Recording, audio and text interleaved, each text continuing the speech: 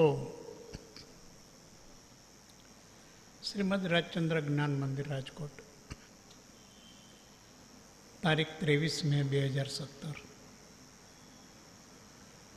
વચનામૃત પત્ર સમીક્ષા, પત્રાંક 177 અને શક્ય એટલો 176. પહેલાં 177 લઈએ. ખંભાતના મુમુક્ષો ઉપર લખાયેલો એ પત્ર છે.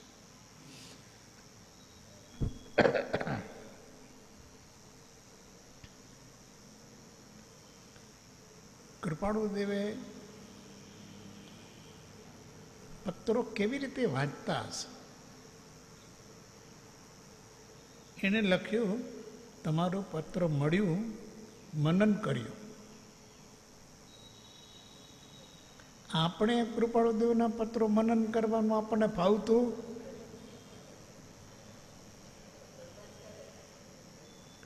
બસ વાંચી ગયા અમે, આ તો આવી ગયું, આ તો થઈ ગયું. અરે ભાઈ, વારંવાર પુનઃ પુનઃ મનન કરો, ચિંતન કરો, નિધિધ્યાસન કરો, એની અંદર રહેલો આશય પકડો અને એની એક પ્રકારની ધારણા બને છે અનુપ્રેક્ષાથી. એમાં રહેલું સત્ય આપણને આત્મસાત થાય છે, નહીં તો કાંઈ થતું નથી. એક ભાવ આવે કે હું બધું બહુ કરું છું, બહુ વાંચું છું. વાંચન પછીનું મનન છે. વાંચન માત્ર શબ્દની સપાટી ઉપર હોય, મનન એના અર્થમાં જાય, ચિંતન એના ઉદ્દેશમાં, આશયમાં જાય, અને અનુપ્રેક્ષા એના રહસ્યમાં જાય. એટલે સ્વાધ્યાયને પણ જ્ઞાનીઓએ 5 પ્રકાર કહ્યા છે. ત્યાં સુધી સ્વાધ્યાય શબ્દ પણ પૂરો થતો નથી. વાંચના, પૃચ્છના, પરાવર્તના,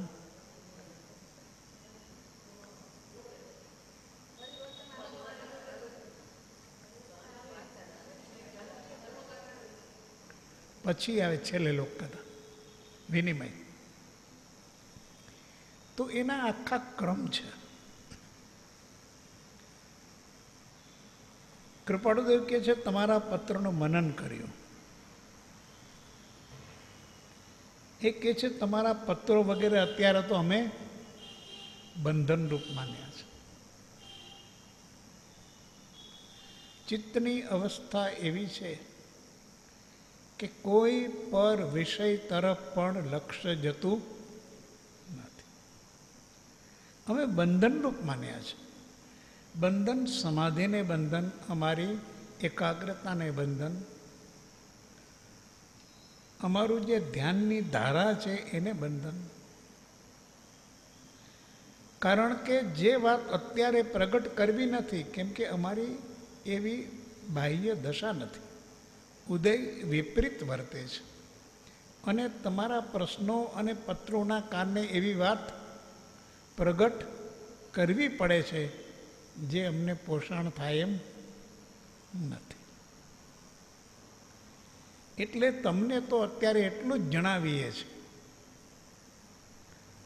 અને એ જણાવવામાં જે વાત મૂકી છે કે જ્યારે સત્સમાગમ ન મળે ત્યારે તમારે મુમુક્ષુએ શું કરવું? તો કે જે વાટેથી અનંતકાળથી ગ્રહાયેલા આગ્રહનો 1, પોતાપણાનો 2 અને અસત્સંગનો નાશ થાય તે વાટે વૃત્તિ લાવવી. તે વાટે એટલે એ દિશામાં તમારે પ્રયત્ન કરવાનો. પણ 3 વસ્તુ સમજાવી છે. અને 1 કે અનંતકાળથી ગ્રહાયેલા આગ્રહ. આપણા મોટા ભાગના આગ્રહો પૂર્વજન્મના સંસ્કારના કારણે છે. અત્યારે તો એટલું બધું આપણે કાંઈ અભ્યાસ કર્યો નથી, સત્સંગ કર્યો નથી, કોઈ સંતના ચરણ સેવ્યા નથી, અત્યારે શું આગ્રહ બંધાય? જે આગ્રહ છે પોતાનો એ પૂર્વના સંસ્કારોનો છે અને એટલો બધો દ્રઢ છે, એને અભિનવિક મિથ્યાત્વ તરીકે શાસ્ત્રની પરિભાષા જુદી છે. મિથ્યાત્વ ગ્રહાયેલો, એ મિથ્યાત્વ જીવને પોતાના લક્ષ્યમાં આવે નહીં, કેમ કે એ આગ્રહના કારણે એનો પોતાનો સ્વચ્છંદ ઘડાય છે, અહમ ઘડાય છે. જેટલો પોતાનો કોઈ બાબત વિશેનો આગ્રહ હોય ને એ પ્રમાણમાં એનો અહમ બહુ જોરદાર હોય છે, સૂક્ષ્મ હોય છે, તીક્ષ્ણ હોય છે. એટલે એ વાતની અંદર અકળાઈ જાય, સહન ન કરી શકે, સાચી વાત સાંભળી ન શકે, પોતાની માન્યતાથી વિરુદ્ધનો વિપરીતનો કોઈ ઉપદેશ હોય તો પણ એનાથી ગ્રહણ થાય નહીં. એ તરત જ એનો પ્રતિકાર કરે. કશાયો જાગૃત થયા વિના રહે નહીં. કાં તો માન કશાય, કાં ક્રોધ કશાય અને કાં માયા. આ સતત એના કશાયના પરિણામો ચાલુ થઈ જાય. આ બધી બંધની પ્રક્રિયા મિથ્યાત્વના આધાર ઉપર છે. અને મિથ્યાત્વનું સ્વરૂપ શું છે? અનંતકાળથી ગ્રહાયેલા આગ્રહો, એનાથી નિર્માણ થયેલું પોતાપણું, એટલે સ્વચ્છંદ અહમ. અહમ ભાવથી રહિત નહીં, સ્વધર્મ સંચય નહીં. પોતાનો ધર્મ તો છે જ નહીં. નહીં એક સદગુણ પણ, નથી નિવૃત્તિ નિર્મળપણે મુખ બતાવો. પ્રભુ શું કહેવું? આ 20 દોહરામાં આ બધા પૂર્વના મિથ્યાત્વના જે વૃત્તિઓ છે, સંસ્કારો છે, એની વાત બહુ સરસ રીતે ગૂંથી લીધી છે કૃપાળુદેવે. પણ આપણે તો દોહરા બોલી એટલે 2 મિનિટમાં મારો તો નિત્યક્રમ પૂરો થઈ જાય. બહુ સારું, ક્યાં વાંધો હતો? એને આ 20 દોહરાની અંદર કહેલા જે 36 ભાવો છે એ પકડવા નથી. એનું શુદ્ધિકરણ કરવાની એને કોઈ તમન્ના નથી. એને કર્મ પૂરો કરવાનો છે. તો અંદરમાં શું પરિવર્તન થાય? કાંઈ નથી. એનાથી પોતાપણું બંધાયું છે અને એને કારણે, એ પોતાપણાના કારણે એ જીવ 200 વચનાવલીમાં કહ્યું ને કે અજ્ઞાન જ્ઞાની પાસે જવાથી ટળે છે, છતાં જીવ અજ્ઞાનીનો આશ્રય છોડતો નથી. અસત્સંગ ન છોડે, અસત્સંગ ન છોડે. કેટલા બધા સૂક્ષ્મ બંધનો છે આ બધા આપણા. આને કહે ને ભાવ પ્રતિબદ્ધતા. ભાવ પ્રતિબદ્ધતા એટલે પોતાનો અસત્સંગ, એના જે કેન્દ્રો છે, પછી કોઈ ગુરુ હોય, ગ્રંથ હોય, ગચ્છ હોય, સંપ્રદાય હોય, એના એટલા બધા આગ્રહો, એનું વળગણ એટલું બધું એનું હોય કે એમાં એ જરાય મંદતા થવા ન દે. અસત્સંગ એનો ઊભો જ રાખે. અને અસત્સંગનો આગ્રહ ન છૂટે, એનું વળગણ ન છૂટે ત્યાં સુધી સત પ્રાપ્ત થાય વારંવાર, પણ ગ્રહણ ન થાય. અવસર ઘણા મળે સતને પ્રાપ્તિના, પણ ગ્રહણ જ ન થાય. એના મગજની અંદર જે પેલી વૃત્તિઓ છે ને એ બહુ જોર કરતી હોય. એ મિથ્યાત્વની વૃત્તિઓ છે, પોતાપણાની છે, અને અસત્સંગનો આગ્રહથી ત્યાં પોષણ થાય છે. એટલે એના માટેનો એનો મોહ છે. તો કે છે એ વાટે વૃત્તિને લાવવી, વૃત્તિને ધીરે ધીરે ધીરે ધીરે ખસેડો. અનાદિ જન્મના કારણે જે સંસ્કારો જોર કરે છે અસતના, એમાંથી વૃત્તિને પાછી વાળવી. ખરેખર ધર્મનું સ્વરૂપ વૃત્તિનો વિજય અને ઇન્દ્રિયોનો જય. ઇન્દ્રિયો અને કષાયોનો જય કરવો. કષાય માનસિક, ઇન્દ્રિય બાહ્ય. અને વૃત્તિઓનો વિજય કરવો. આ ધર્મનું ટૂંકામાં ટૂંકું સ્વરૂપ. આ અરહત દશા જેને કહીએ, અરિહંતની, એ અરિહંત પદ આ છે કે જેમણે અંતર્બાહ્ય ઇન્દ્રિયોનો જય કર્યો છે. એટલે અંદરની આભ્યંતર ઇન્દ્રિયો અને બાહ્ય ઇન્દ્રિયો, એના વિષયો ઉપર, કષાયો ઉપર જેણે જય મેળવ્યો છે. અને વૃત્તિ જેની નિજભાવમાં સ્થિર થઈ છે. વૃત્તિ વહે નિજભાવમાં. એ સ્થિરતાના આધાર ઉપર એ વિતરાગ પદમાં બેઠેલા છે. પરમાર્થે સમકિત વર્ધમાન સમકિત થઈ ટાળે મિથ્યાભાસ. તમામ મિથ્યાભાસ અનંતકાળનો જાય છે. ઉદય થાય ચારિત્રનો વિતરાગ પદવાસ. એ અર્યંત પદમાં વાસ થયો, વિતરાગપણામાં વાસ થયો. આ એનું પરમાર્થ સંકેત અને એનું બાહ્ય લક્ષણ. એની વૃત્તિ નિજ ભાવમાં ગઈ. તમામ યમ નિયમ વ્રત જપ તપ સંયમ એ વૃત્તિઓને અંદર લાવવા માટે છે. બહાર જતી દોડતી વૃત્તિઓ એની અંદર લાવવા માટે. લહ્યું સ્વરૂપ અને વૃત્તિનું ગ્રહ્યું વ્રત અભિમાન. શું વ્રતના અભિમાન લેશ? વૃત્તિનું સ્વરૂપ પકડાતું નથી. અને એ વૃત્તિ સમયે સમયે ઉઠે છે, સમયે સમયે ચલિત છે. આ એ જ્યાં સુધી અંતર્મુખ થઈને એના ઉપર લક્ષ નહીં કરે ત્યાં સુધી ખબર ન પડે કે એક સમયે વૃત્તિ ક્યાં હતી, બીજે સમયે ક્યાં છે, ત્રીજે સમયે ક્યાં જાય છે. કોઈ સામે તો નિમિત્ત નથી, અને છતાં વૃત્તિ કેટલા ઉછાળા મારે છે. એ ખ્યાલ આવે કે અંદર આ ચંચળતા કેટલી છે. એને સ્થિર કરવાની છે. એટલે વૃત્તિઓનો જય કરવો, વિજય કરવો, ઇન્દ્રિયોનો જય કરવો, બાહ્ય અને આભ્યંતર. આ ધર્મનું સ્વરૂપ છે, સાધનાનું સ્વરૂપ આ છે. સાધનાની સફળતા આમાં છે. આનું કાંઈ ઠેકાણે ન પડે અને બાકીનું ખૂબ કર્યા કરે અને એનું લિસ્ટ કરે. કેટલી પ્રકારના વ્રત તપ જપ સંયમ કર્યા એનું લિસ્ટ કરે. પણ વૃત્તિઓ એ જ ચલિત છે. કૃપાળુ દેવે લખ્યું પત્રમાં, ક્ષણે ક્ષણે ચલિત થતી વૃત્તિઓ. પહેલી વાત એ લખી,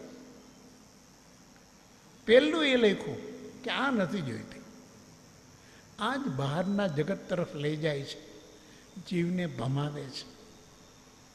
આ વૃત્તિઓ અમારે જોઈતી નથી. વૃત્તિઓ ઉપયોગને બહિર્મુખ કરે છે. સાધનાનું રહસ્ય અંતર્મુખ થવામાં છે. એ પોતાના આત્મા તરફ કેન્દ્રિત થતો નથી. તો બાકીના બધા સાધનો એના બહિર્જગત સાથે તો કંઈ કામ આવવાના નથી, ભલે નહીં કરે. એટલે ત્રણ વસ્તુ ખંભાતના મુમુક્ષુઓને જ્ઞાની પુરુષનો પ્રત્યક્ષ સમાગમ ન મળે, એ કે છે એવી અમારી દશા નહીં થાય ત્યાં સુધી અમે સમાગમ પણ તમને આપશું નહીં. ત્યાં સુધી તમારા પત્રોના પ્રશ્નોના જવાબ પણ નહીં લખીએ. તો ત્યાં સુધી તમારે શું કરવાનું? તૈયાર થાઓ, અભ્યાસ કરો. શેનો અભ્યાસ કરવો? વૃત્તિઓનો. જુઓ તમારી વૃત્તિઓ ક્યાં છે, ક્યાં જાય છે. અને જો ખરેખર નિરીક્ષણ કરીએ તો ખ્યાલ આવે આપણી વૃત્તિ આપણા વશમાં નથી. આપણી વૃત્તિ આપણા વશમાં નથી. આટલું એનું ચપળપણું છે વૃત્તિનું.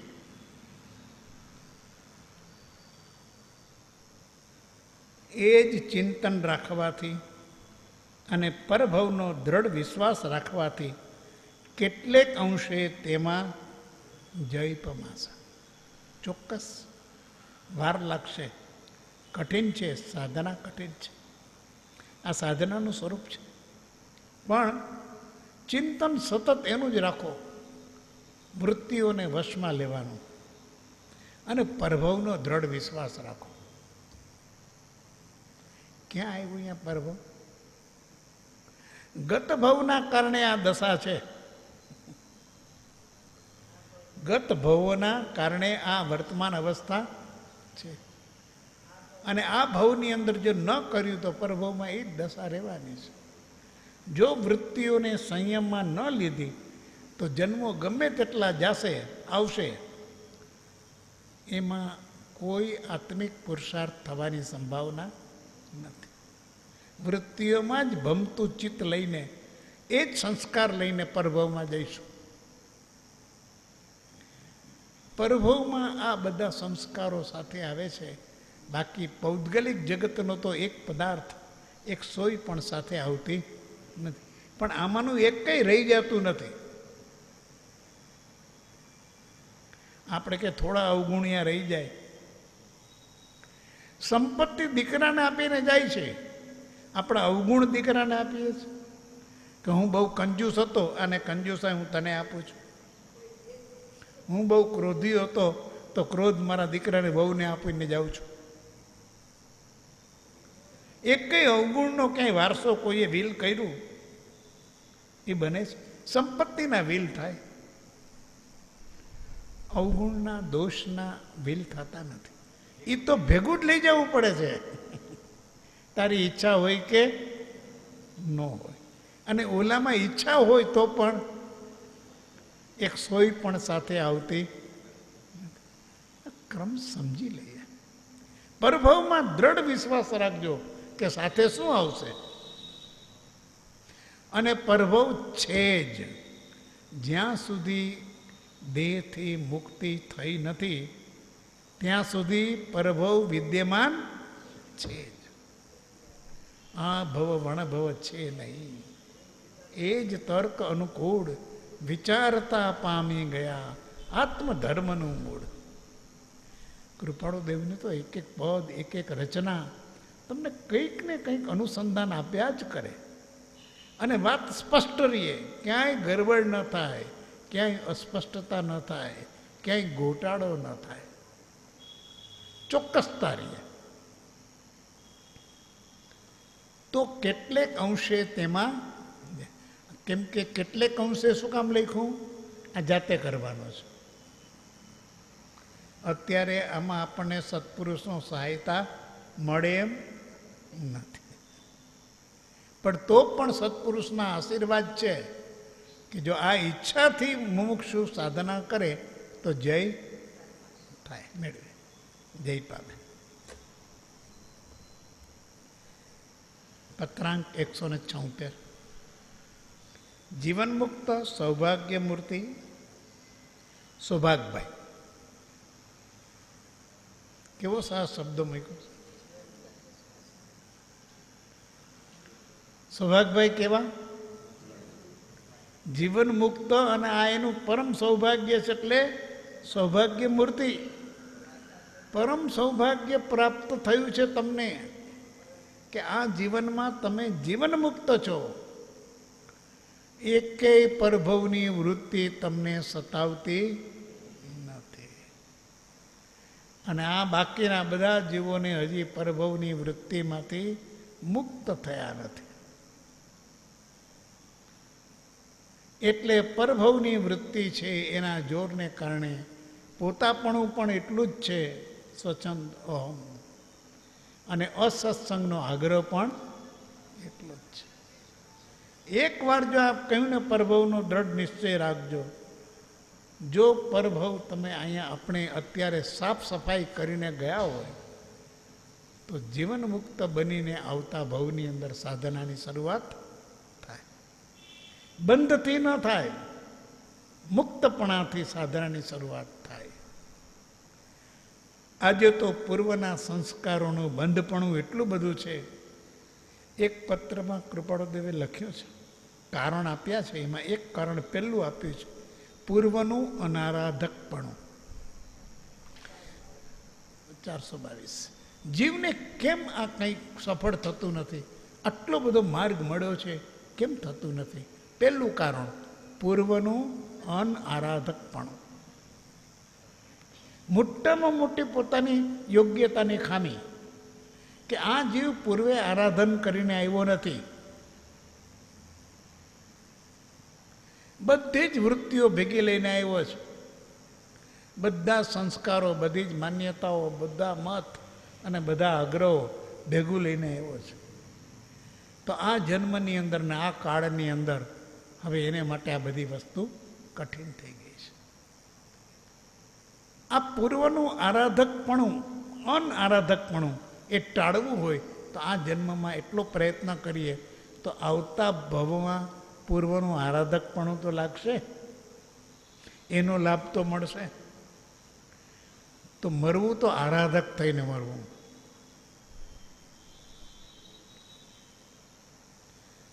દેહ છોડવો તો આરાધક. આ દેહ બંધનવાળો છે વૃત્તિઓના. જો આ દેહની અંદર એ સાધના કરીએ અને વૃત્તિના બંધનથી મુક્ત થઈને દેહ છૂટે તો એટલા પ્રમાણમાં પૂર્વનો પછીનો દેહ મુક્ત રહેશે, બંધન મુક્ત. સૌભાગ્ય જીવન મુક્ત છે. અને એને કૃપાળુદેવે પરમ સૌભાગ્ય કીધું કે તમે તો સૌભાગ્યની મૂર્તિ છો. નામ તો તમારું સૌભાગ્ય છે, પણ તમે સૌભાગ્યની મૂર્તિ છો. આપણે નામ તો સૌભાગ્ય હોય, પણ કમ નસીબને નસીબનો આગળિયા. કાંઈક ડગલે ને પગલે બધું ઊંધું જ પડે. કારણ કે એવા બાંધીને જ આવ્યો છે, ભેગું ભાથું ખોટું લાવ્યો છે, મુક્તિનું નથી લાવ્યો. ટિફિન બદલાઈ ગયું, રખડવાનું લાવ્યો. સૌભાગ્યભાઈ લખે છે, મુનિ દીપચંદજી સંબંધી આપનું લખવું યથાર્થ છે. ભવસ્થિતિની પરિપક્વતા થયા વિના, દીનબંધુની કૃપા વિના, સંતના ચરણ સેવ્યા વિના ત્રણેય કાળમાં માર્ગ મળવો. સૌભાગભાઈએ મુનિ દીપચંદજી માટે આ લખ્યું કે આવી એની સ્થિતિ છે. એટલે કૃપાળુદેવે એને બરોબર 3 કારણો સ્પષ્ટ બતાવ્યા. અને ત્રણેય કાળમાં માર્ગ મળવો દુર્લભ છે. અમને લાગે છે કે માર્ગ સરળ છે, પણ પ્રાપ્તિનો યોગ દુર્લભ છે. 194. એ જો તમને લાગે તો સાથેનું પત્ર વાંચજો, વિચારજો. મુનિને પણ લખે છે, એ લઘુરાજ સ્વામીને લખે છે. અહીંયા દીપચંદજી મુનિની વાત નીકળે છે એટલે કૃપાળુદેવ આ 3 કારણો બતાવે છે કે માર્ગની પ્રાપ્તિ ત્રણેય કાળમાં દુર્લભ છે. કેવું જબરજસ્ત વિધાન છે આ, કે ત્રણેય કાળમાં માર્ગ નહીં મળે. મગજમાં કાંઈ હોય, બફમ હોય તો કાઢી નાખજો. મને આ મળ્યા છે ને મને તે મળ્યા છે ને હું તો અહીંયા ગયો છું, અમે ભાગશાળી છે. કાંઈ ભાગશાળી નથી તમે. હવે પોતાની રીતે ભાગશાળી નક્કી કરી નાખે. અરે વૃત્તિઓનો લય થાય સૌભાગ્ય જેવો, એ સૌભાગ્ય મૂર્તિ કહેવાય. આપણું શું ભાગ્ય હતું? તો આપણે આપણને બધાને ભાગશાળી સમજતા હોય. ભવસ્થિતિ પરિપક્વતા થયા વિના પેલું પ્રત્યેક જીવને 5 સમવાયમાં પેલું સમવાય છે ભવ્યત્વ. જીવનું ભવ્યત્વ અને એની મુક્તિનો આધાર યથાભવ્યત્વ. જે કાળે જે વખતે સાધના કરે છે તે સમયે એનું ભવ્યત્વ, એની પોતાની ઉપાદાનની સ્થિતિ, જે કામ કરવું છે એને માટેની. મારે એક કામ કરવું છે એની કોઈ આવડત મારામાં નથી, કુશળતા નથી, શિક્ષણ નથી, જ્ઞાન નથી, જાણકારી નથી, મારું ભવ્યત્વ નથી. તથા ભવ્યત્વ, જે પ્રકારના નિમિત્તો મળ્યા છે, જે પ્રકારનો સંયોગ થયો છે, અને એ પ્રકારે જો સિદ્ધિ પ્રાપ્ત કરવી હોય એ સાધના માર્ગમાંથી, તો તે જ પ્રકારનું યોગ્યતા, પાત્રતા જીવમાં હોવી જોઈએ. તથા ભવ્યત્વ, એ ભવ્યત્વ એક જ છે. દરેક જીવ મોક્ષગામી છે, દરેક જીવ સિદ્ધ છે, સર્વ જીવ છે સિદ્ધ સમ, આ એનું ભવ્યત્વ. પણ તથા ભવ્યત્વ અત્યારે સિદ્ધ નથી, અને સિદ્ધ થાય એવી કોઈ શક્ય. આ તથા ભવ્યત્વ, ભવ્યત્વ એ સિદ્ધનો આત્મા છે, આ ભવ્યત્વ. પણ તથા ભવ્યત્વ એ નરકગામી છે. માટે ભવ્યત્વ પરિપક્વ થયું નથી, એમાં હજુ જોઈએ તેવી યોગ્યતા આવી નથી. તથા ભવ્યત્વ, પંચસૂત્રના ગ્રંથકર્તા ચિરંતનાચાર્ય અને એના ઉપર ભાષ્ય લખનાર મુનિ શૃંગપુરી પુંગવ આચાર્ય હરિભદ્રસુરી ફરમાવે છે કે તથા ભવિતવ્યતા પરિપક્વ કરવા માટે 3 સાધનો છે. કયા? ચતુસરણ, 4 શરણા, અને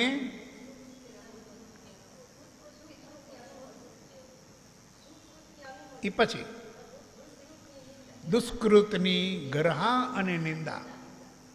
દુષ્કૃતની ગરહા અને નિંદા એ પોતા સંબંધી, અને પર સંબંધી સુકૃતની અનુમોદના. સુકૃતની અનુમોદના, આ 3 કારણો જીવના તથા ભવિતવ્યતાનો પરિપાક કરે છે. અને તથા ભવ્યતાના પરિપાક થયા વિના શુદ્ધ ધર્મની પ્રાપ્તિ દુર્લભ છે. શુદ્ધ ધર્મની પ્રાપ્તિ થયા વિના જીવનો આ સંસાર ટળવો મુશ્કેલ છે. એટલું સરસ એ સૂત્ર છે. પંચસૂત્રના એના 6 આદેશો છે વિતરાગના, કે હે સર્વજ્ઞ પરમાત્મા, તમે તમારી દેશનામાં કીધું, પહેલા કીધું કે જીવ અનાદિ છે, બીજું કહ્યું કે સંસાર અનાદિ છે, ત્રીજું કહ્યું કે જીવનો સંસાર અનાદિ કર્મ સંયોગના કારણે છે. પછી કયા એના 3 સાધનો, કે જેને આવો સંસાર ટાળવો છે, જે અનાદિનો છે, તે એને શુદ્ધ ધર્મની પ્રાપ્તિ કરવી પડે. શુદ્ધ ધર્મની પ્રાપ્તિ જેણે કરવી હોય એને પાપ કર્મનો વિગમન કરવો પડે. પાપ કર્મનો વિગમન જેને કરવો હોય એને તથા ભવ્યતાને પરિપાક કરનારા 3 સાધનો સેવવા પડે. એ 3 સાધનો એટલે ચતુસરણ, 4 શરણા, અર્યંત, સિદ્ધ, સાધુ અને ધર્મ. દુષ્કૃત ગ્રહા અને નિંદા, પોતાના આ ભવમાં અને અનંતા ભવમાં થયેલા દુષ્કૃતોની એને દેવગુરુની સાક્ષીએ આલોચના અને એનું પ્રાયશ્ચિત કરવું ઘટે, ક્ષમાપના કરવી ઘટે. અને સુકૃત, અનંત કાળથી આ શુદ્ધ ધર્મ માટે અનંતા જીવોએ, સિદ્ધોએ, અરિહંતોએ કેવડીઓએ, સંકિતીઓએ જે જે કાર્યો કર્યા છે જીવના કલ્યાણ માટેના, શાસનની સ્થાપના, મોક્ષ માર્ગનું પ્રરૂપણ, ગ્રંથોની રચના, આ બધા એના સુકૃતની અનુમોદના. કે પ્રભુ તમે આવી માર્ગની રચના કરી અને અનેકવિધ માર્ગ આપ્યો, કોઈ જીવ એમાંથી બાકાત ન રહે એટલા માટે. માર્ગનું સ્વરૂપ પણ અનેકાંત આપ્યું કે જેવી જેવી જીવની કક્ષા છે એણે એનું તથા ભવ્યત્વ ગમે તેવું છે તો પણ એને પરિપક્વ કરવા માટે પૂરતો અવકાશ છે.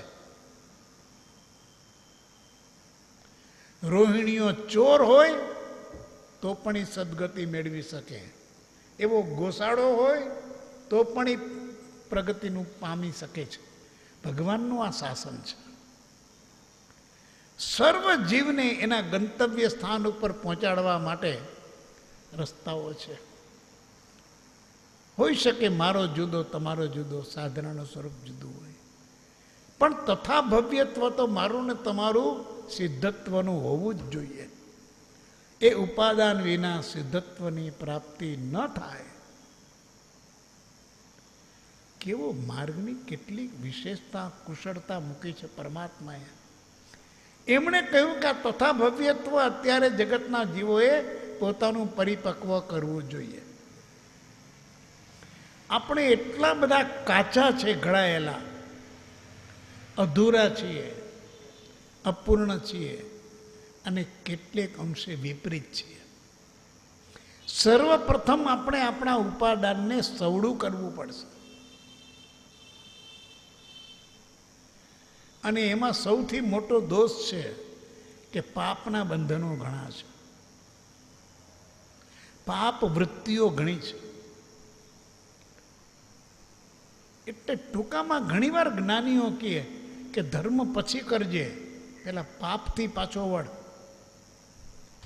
આ જૈન ધર્મનું બહુ મોટું રહસ્ય છે કે તમને જે જીવન મળ્યું છે, જે અવસ્થા મળી છે, જે ભાગ્ય પ્રાપ્ત થયું છે એમાં જીવો, પણ પાપ કર્યા વિના જીવો. જે આજીવિકાનો ધંધો મળ્યો હોય, કસાઈના ઘરે જઈમાં હો તો પણ પાપ વિના જીવો. ભવ્યત્વ પરિપાક થશે. પાપ કર્મના વિગમ વિના શુદ્ધ ધર્મની પ્રાપ્તિ થવી અસંભવિત છે. અને શુદ્ધ ધર્મ વિના અનાદિનો સંસાર ટળવો મુશ્કેલ છે. પેલું સૂત્ર, ભવસ્થિતિની પરિપક્વતા થયા વિના. અને આ વાત આજકાલ માટે નથી કરી, કોઈ એક ગુરુને એક શિષ્ય માટે કરી નથી, પણ ત્રણેય કાળમાં માર્ગ મળવો દુર્લભ છે. આ સત્ય કૃપાળુદેવના બોધની અંદર ત્રિકાલિક સત્ય હોય છે. કોઈ એક વ્યક્તિને લાગુ પડે છે, કોઈ એક કાળને લાગુ પડે છે, કોઈ એક ક્ષેત્રને લાગુ પડે છે. નહીં, દ્રવ્ય, ક્ષેત્ર, કાળ અને ભાવ એકેય પ્રતિબંધ લાગુ પડતા નથી. એવો નિરંતર નિરાબાદ કાયદો ભવસ્થિતિની પરિપક્વતા થવી જોઈએ. અને ભવસ્થિતિની પરિપક્વતા થવા માટે જે હરિભદ્રાચાર્ય સુરીજીએ આદેશ કર્યો, જે એક અવાજે બધાએ સ્વીકાર્યો પંચસૂત્રના પહેલા સૂત્રમાં, કે ભાઈ 4 સરણા, દુષ્કૃત ગરહા અને સુકૃત અનુમોદના રોજ કરો. એને પ્રતિક્રમણનું સ્વરૂપ મળ્યું. વ્યવહારિક દ્રષ્ટિએ આ કરવા માટે દરેક જીવને, અને જ્ઞાનીઓએ, અરે તીર્થંકરોએ પણ એને આવશ્યક શબ્દ કીધો. એક જ ક્રિયા એવી છે કે જે આવશ્યક કીધી, જો બીજી ક્રિયા નથી કીધી. વ્રત, તપ, જપ, પૂજા, યાત્રા બધું લખ્યું છે, પણ એ કોઈ આવશ્યક નથી. પણ આગમની અંદર પહેલું આગમ આચારાંગ, એની અંદર કહ્યું કે 6 આવશ્યક છે. એ 6 આવશ્યક આ પ્રતિક્રમણમાં છે. સામાયિક, 24 સંતો, ગુરુવંદન, પ્રાયશ્ચિત, આલોચના, કૌશગ અને ધ્યાન, પ્રત્યાખ્યાન. એ આવશ્યક શ્રાવકો માટે પણ છે અને સાધુઓ માટે પણ છે. પૂજા કરવાની શ્રાવકો કરે, પણ મુનિ થાય પછી એને પૂજામાંથી નીકળી ગયા. દાન શ્રાવકોને છે, મુનિઓ નીકળી ગયા. આ આવશ્યકમાંથી કોઈ છૂટતું નથી. આવો શાશ્વત નિત્ય નિયમ આ ભવસ્થિતિ પરિપક્વતા કરવા માટે જીવને આ જે આવશ્યક છે એ આપ્યું છે. પાપ કર્મનું વિગમન કરો. અને પ્રતિક્રમણમાં શેનું પ્રાયશ્ચિત કરવાનું છે? પાપનું કે પુણ્યનું? પાપ જ થયો ને. પુણ્યનું પ્રાયશ્ચિત છે કે હે ભગવાન, મેં આટલી જાત્રા કરી છે, હું હવે એનું વસીરાવું છું, ભૂલ કરી. હે ભગવાન, મેં આટલી ગુરુ સેવા કરી, આટલા વ્રત કર્યા, આટલા તપ કર્યા, એ બધાને હું હવે ખમાવું છું. છે ક્યાંય? પણ કોઈ પણ જીવની હત્યા થઈ હોય, આસાતના થઈ હોય, વિરાધના થઈ હોય, એની કોઈ પણ પ્રકારે સતામણા કિલામણા થઈ હોય, તો એનું હું આલોચના કરું છું. 18 પ્રકારના પાપ કરવાના સ્થાનક શ્રી જિનેશ્વર ભગવંતે કહ્યા છે. એમાંના કોઈ પણ સ્થાનથી કોઈ પણ જીવ પ્રત્યે પાપનું સેવન થયું હોય, આવું કોઈ પણ પાપ સેવ્યું હોય, સેવરાવ્યું હોય કે સેવતા પ્રત્યે અનુમોદ્યું હોય, એનું હું મિચ્છામી દુક્કડમ લઉં છું, પુણ્યનું લઉં છું. જુઓ, પુણ્યનું ક્યાંય આલોચના નથી, પુણ્યનું ક્યાંય પ્રાયશ્ચિત નથી, પુણ્યને ક્યાંય ભોસીરાવાનું નથી. પણ એકાંતવાળા પુણ્યની વાહે પડી ગયા છો. પણ હવે એમાં તો એકાંતમાં શું આપણે કરીએ, સમજતા જ નથી.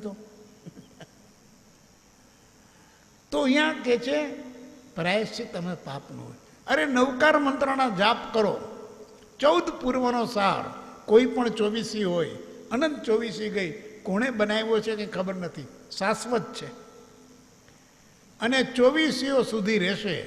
આવો નવકાર મંત્ર ગણીએ તો કે ગણ. આ 5 ને નમસ્કાર શું કામ કરવા? એસો પંચ નમુકારો સર્વ પાવપણાસો, બધા જ પાપનો નાશ કરનાર. એમાં કીધું પુણ્યનો નાશ કરનાર છે, પાપનો નાશ કરનાર. પ્રતિક્રમણ પાપનું પ્રતિક્રમણ, પાપની આલોચના, પુણ્યની નહીં. નવકાર મંત્ર પાપનો નાશ કરે છે. કારણ જીવ અનાદિથી આ પાપ વૃત્તિની અંદર આવેલો છે. એનું તથા ભવ્યત્વ રોકાઈ ગયું છે. એને શુદ્ધ ધર્મની પ્રાપ્તિ થતી નથી. માટે જ્યારે એના પાપનું વિગમન થાય છે, ત્યારે એનું પ્રારંભ થાય છે, એનું તથા ભવ્યત્વ પરિપક્વ થાય છે. હવે આત્માનો શુદ્ધ ધર્મ, વિતરાગનો શુદ્ધ ધર્મ એ મેળવવા માટે તેને ભાગ્યશાળી થાય છે. આ એનું ભાગ્ય. ભવસ્થિતિની પરિપક્વતા થયા વિના, દિનબંધુની કૃપા વિના આ પોતાની મેળે સૂજે એવું નથી. કારણ કે ઓલી વૃત્તિ જે છે એણે પોતાપણાનો આગ્રહ પણ ભેગો કર્યો છે. હવે પોતે જ પોતાના દીઠા નહીં નિજ દોષ હતો. પણ આ તો કઠિનમાં કઠિન છે સાહેબ. જરાક નિજને બદલે પરદોષ લખ્યા હોત તો અમે આજે મોક્ષમાં પહોંચી ગયા હોત. શારદાબેન, દીઠા નહીં પરદોષ હતો તો સરસ કામ થાય. તમને પરદોષ જોતા તો એક્સપર્ટ છીએ તમારા કરતા પણ. નિજ દોષ, અને નિજ દોષ જો દેખાય ખરેખર, અધમા ધમ અધિકો પતિત સકળ જગતમાં હું, એ દેખાણા તો ખબર પડી.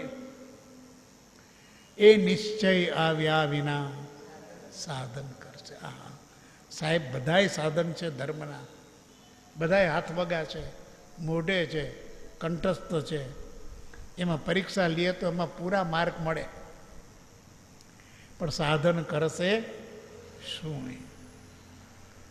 દિનબંધુની કૃપા વિના આ વસ્તુ પકડાશે નહીં.